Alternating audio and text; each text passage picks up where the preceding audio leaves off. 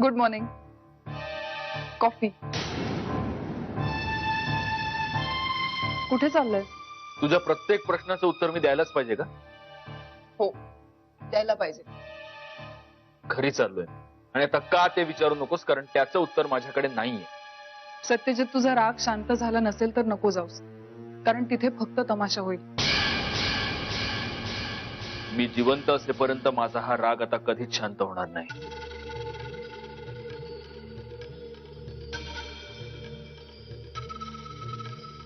कालच्या रात्रीनंतर सुद्धा तुझं हेच म्हणणं आहे?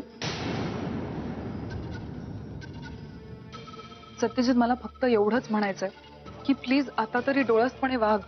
जिला तू सगळे अधिकार दिलेस ती तुझ्याशी कशी वागली, आणि जिला पदोपदी लाथाडलंस तिने तुझी कशी आणि किती साथ दिली याचा विचार कर.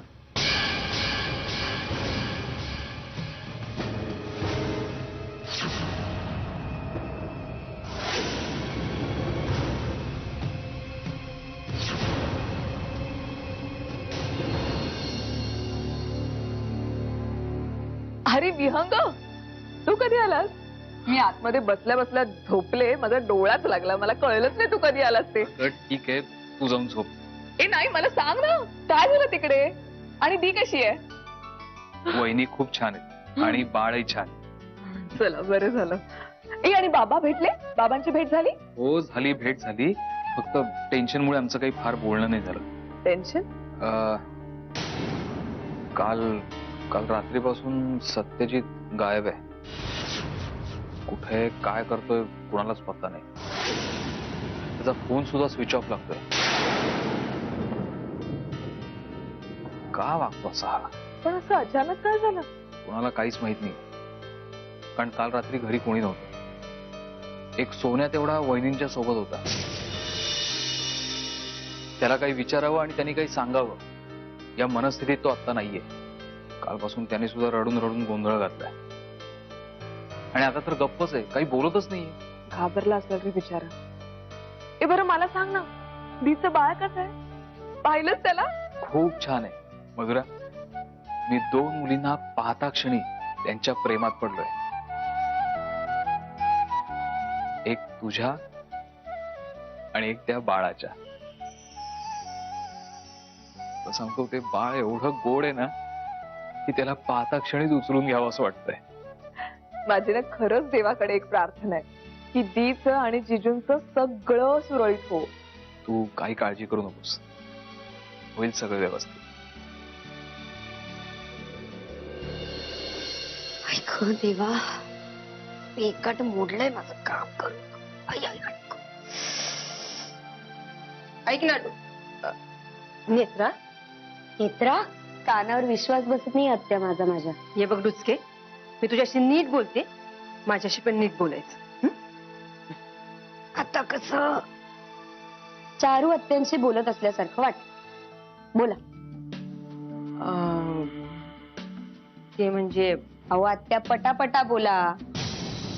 काय चाललंय? आत्ता कुठे सगळी कामं आटपून टेकायला मिळालंय मला. कंबरड मोडलंय माझं काम करून करून. त्यात तुम्ही येऊन काहीतरी बोलताय. बोला पटापट. तुम्ही रात्रभर हॉस्पिटलमध्ये मिठाई खात बसला होतात ना बाळाच्या जन्माची. मी इथे मरतीये, करतीये काम. हे जास्त वटवट करायची नाही आणि तोंड सांभाळून बोलायचं. मला फक्त एवढंच विचारायचं होतं की प्रियाचा फोन आलता. अहो ती महामाया कुणाला सांगून काही करते का? नाही. मग कुठं गेली सर ही पोर? म्हणजे तुझ्याशी काही बोलणं झालं तिचं? आणि आत्या, मला माफ करा, मला या सगळ्या जंजाळात गोवू नका. ऑलरेडी घरात पडतंय ते काम भारी पडतंय मला. आत्या बसा ना. मला सांगा, तुम्ही एवढ्या काकुळतीला येऊन विचारताय, याचा अर्थ प्रिया हॉस्पिटलमध्ये सुद्धा आली नाहीये ना?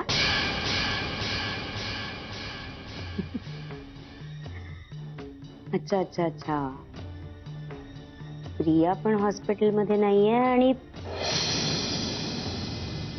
नाही म्हणजे तुम्हाला जो संशय आला त्याची खात्री करून घेण्यासाठी आलात का इथे? तुम्हाला आलेला संशय जर खरा असेल ना आत्या, मग काही बोलायलाच नको. कारण आपण बोलून काहीच फायदा नाही. उगाचच डोक्याला ताप होणार आपल्या आणि सगळ्यांच्याच. मग तुम्ही पण उगाच डोक्याला ताप करून घेऊ नका आणि माझ्याही डोक्याला ताप देऊ नका. हा, कसं आहे, आत्ता थोडाच वेळ घरातले सगळे बाहेर आहेत आणि तेवढाच वेळ मला आराम करायला मिळणार. त्यामुळे मी पण आराम करते. And you also go take rest. आराम करा जा.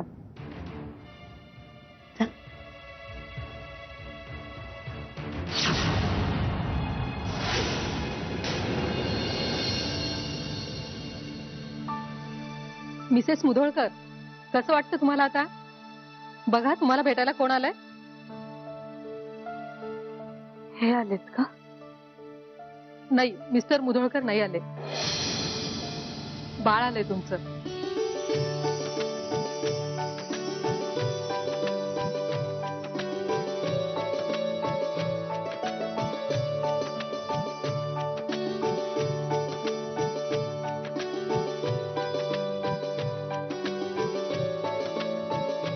आता ही ठीक आहे. तिला इन्क्युबेटर मध्ये ठेवायची गरज नाही. हेल्दी आहे बाळ आता तुमचं. पाळण्यात होत्या महिला.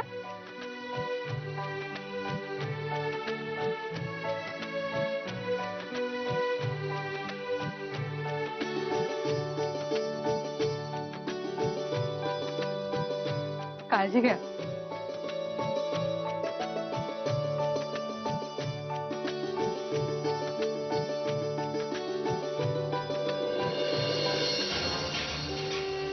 सत्या, आत्ता येतोय?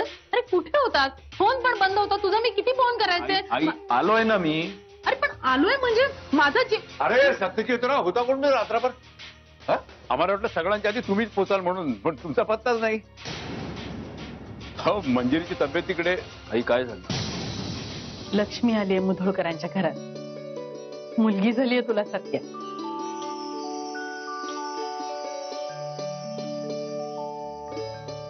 बाळ आणि आई दोघेही सुखरूप आहेत. बाळाचं नाक अगदी तुझ्यासारखं आहे सत्या. चेहरा मात्र मंजिरी सारखा आहे. सुंदर.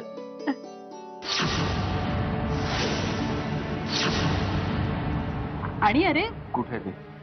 हे काय इथेच आहे.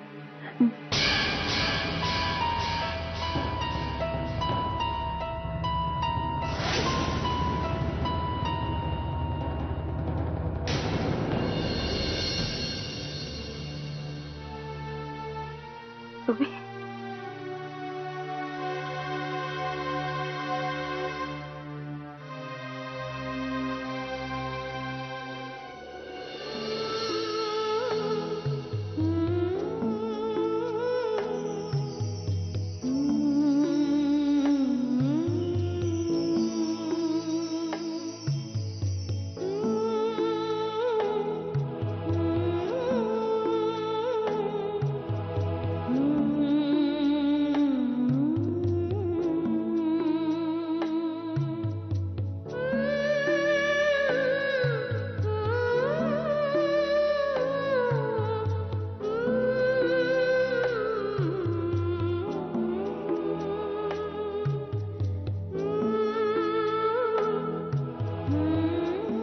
अहो,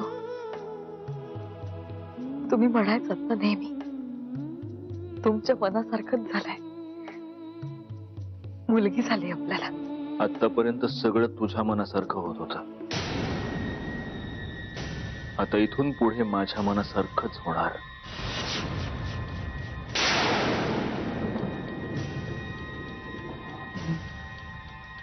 हो, होईल ना. सगळं तुमच्या मनासारखंच होईल. आणि आपल्या मुलीच्याही. आपले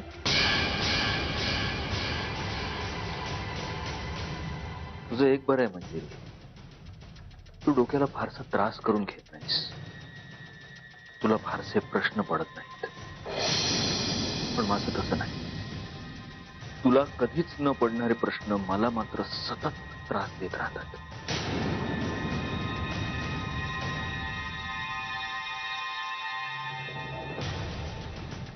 हे बाळ नक्की माझंच आहे ना?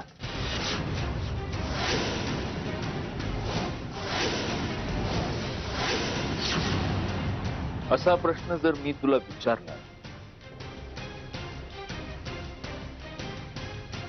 तर खरं तर ते वावगं ठरू नये. अहो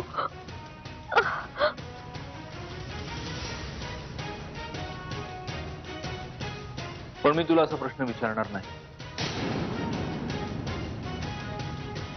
कारण तू तुझी सगळी लाज कोळून प्यायली असलीस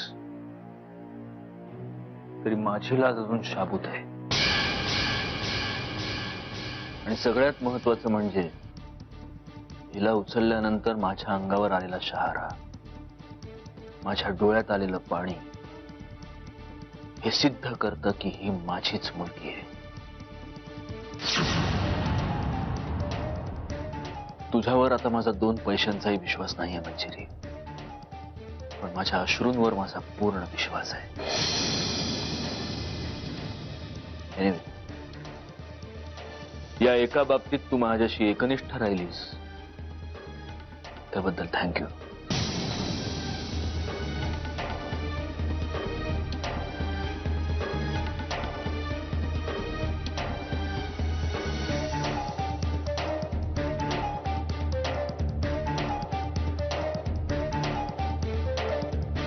तिला आपलं बाळ म्हणायला मलाही खूप आवडलं असतं मंजिरी, पण आता हे आपलं बाळ नाही, आता हे फक्त माझं बाळ. शहाण्याला शब्दाचा मार पुरेसा असतो असं म्हणतात. तू तर अतिशहाणी आहेस. मला नेमकं काय म्हणायचंय ते तुला कळलं असेलच. काळजी घे.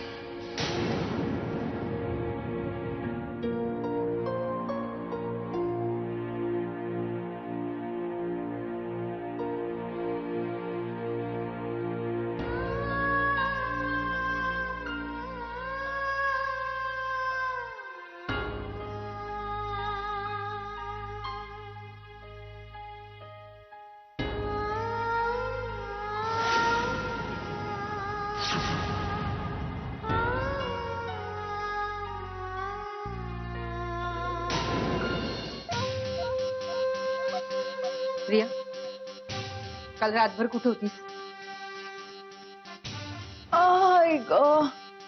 मी काय विचारतेय, रातभर कुठे होतीस तू? सत्यजित बरोबर होते रात्रभर. कुणासोबत होती हे नाही विचारलं, कुठं होतीस हे विचार. मग काय करत होते हे नाही विचारणार? प्रिया, आत्या, तुला प्रश्नांची उत्तरं हवीत ना, ती मी देतेय. अगं किती खालच्या पातळीला येशील? काय केलंस तू? शेवटी तुला पाहिजे ते मिळवलंच ना, पण तुला कळतंय का तू काय केलंस ते? अगं पाप केलंयस, पाप. आत्या, पाप और पुण्य का फैसला करने वाले हम कौन होते? हे गप्पे, कुणाशी बोलते याचं भान आहे का तुला? अगं सत्याची बायको मरणाच्या दारात होती. सत्याचं बाळ जगतंय का मरतंय हे बी कुणाला कळत नव्हतं. सगळ्यांचा जीव कासावीस झाला होता.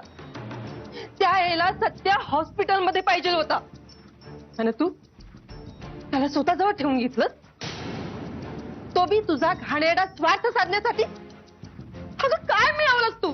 मला जे हवं होतं ना ते मला मिळालंच. बाकीचं तू सत्यजितला विचार. आणि मी त्याला माझ्याकडे ठेवून घेतलं असं म्हणतेस ना तू, पण मी काय त्याचे हातपाय बांधून ठेवले नव्हते. त्याला जर यायचं होतं तर तो आला असता, पण त्यालाच यायचं नव्हतं. त्याला माझ्या जवळ थांबणं जास्त महत्वाचं वाटलं. त्यात आता मी तरी काय करणार? गब्बस, मी काय तुला आज ओळखते? अगं तूच सत्याला या समध्यामध्ये अडकविलं असशील. या, तू हे बरं नाही केलंस. आत्या, मी काय केलं ना ते मला चांगलंच माहिती. आणि यापुढे तुला काही प्रश्न असले ना तर ते सत्यजितला जाऊन विचार. आहे हिम्मत? प्रिया, ओरडू नको प्लीज. मला ना खूप झोप येतेय. आत्या, जाताना प्लीज लाईट बंद करून जा.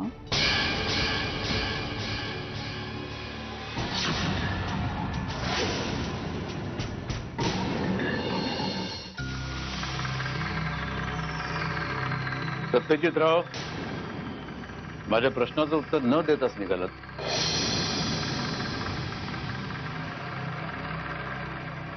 तुम्हाला प्रश्न विचारण्याचा अधिकार आहे ना अजून मला?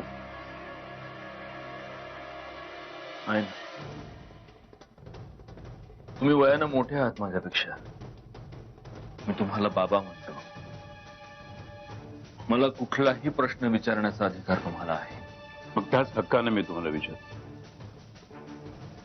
काल रात्री तुम्ही कुठे होतात?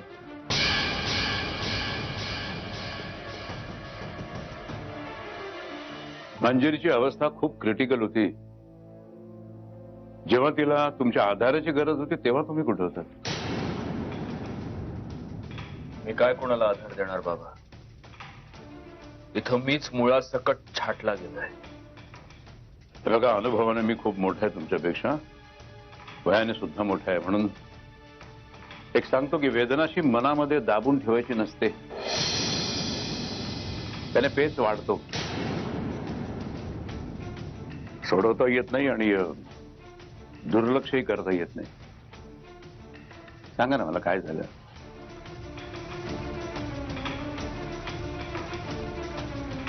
हा प्रश्न तुम्ही मला विचारण्यापेक्षा तुमच्या मुलीला का नाही विचारत? कदाचित एव्हाना तिच्याकडे एखादी सुंदर स्टोरी तयार असेल. आणि कसं आहे, माझ्या रागीट स्वभावामुळे मी पराचा कावळा केला असंही तुम्हाला वाटणार नाही. एक मिनिट सत्यजितराव, हे जे काय तुम्ही कोड्यामध्ये बोलता ना ते मला खरंच काही कळत नाहीये. मला फक्त एवढंच दिसतं की तुमचं आणि मंजिरीचं काहीतरी बिनसलंय. पण ते तुम्ही सांगितल्याशिवाय नेमकं मला कसं काय कळणार? दोघांमधल्या गोष्टी 4-4 सांगाव्या लागतायत. यातच तुम्ही सगळं समजून जा ना बाबा. इतकं टोकाला जाऊन बोलणं इतकं प्रकरण मोठं झालंय का? कदाचित तुमची समजून घेण्यात काहीतरी चूक झाली. अगदी बरोबर, अगदी बरोबर बोलतात तुम्ही बाबा. समजून घेण्यातच चूक झाली. आणि फक्त माझी नाही, तुमचीही चूक झाली. मी माझ्या बायकोला समजून घेण्यात चुकलो आणि तुम्ही तुमच्या मुलीला. तुम्ही माझ्या मंजिरीबद्दल बोलताय? हे हो, तुमच्या मंजिरीबद्दलच बोलतोय. कधी कधी आपली एवढी मोठी फसवणूक होते ना की नंतर आपलाच विश्वास बसत नाही. एकदा अनुभवलं होतं,